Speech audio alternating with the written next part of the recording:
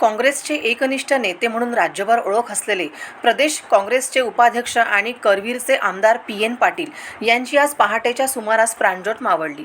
रविवारी घरात पाय घसरून पडल्याने त्यांच्या मेंदूला आणि हाताला मोठी दुखापत झाली होती।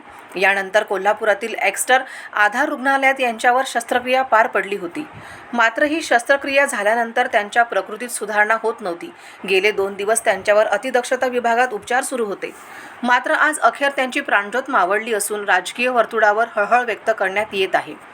गेल्या 40 वर्षापासून कोल्हापूरच्या राजकारणात आणि समाजकारणात आपली वेगळी प्रतिमा तयार करत त्यांनी करवीर विधानसभा मतदारसंघातून 2024 आणि 2019 असे 2 टर्म आमदारकी भूषवली। माजी पंतप्रधान राजीव गांधी यांच्याप्रती असलेल्या निष्ठेमुळे त्यांनी कोल्हापुरातील मध्यवर्ती बसस्थानक परिसरात राजीव गांधी यांचा पूर्णाकृती पुतळा बसवला। तर या पुतळ्याचे अनावरण करण्यासाठी खास काँग्रेस नेत्या सोनिया गांधीही कोल्हापुरात आल्या होत्या। राज्याच्या राजकारणात माजी मुख्यमंत्री विलासराव देशमुख आणि PN पाटील यांचे घनिष्ठ संबंध होते। विधानसभा निवडणुकीतील PN पाटील यांचा प्रचार सभा शुभारंभ हे विलासराव देशमुख करायचे। आमदार PN पाटील यांचे एक सुपुत्र राहुल हे जिल्हा परिषदेचे माजी अध्यक्ष आहेत, तर दुसरे पुत्र राजेश यांच्याकडे अन्य व्यवसाय बरोबरच श्रीपत दादाराव बँकेचे अध्यक्षपद आहे। त्यांच्या कन्या सौ टीना या कराडमध्ये स्थायिक आहेत।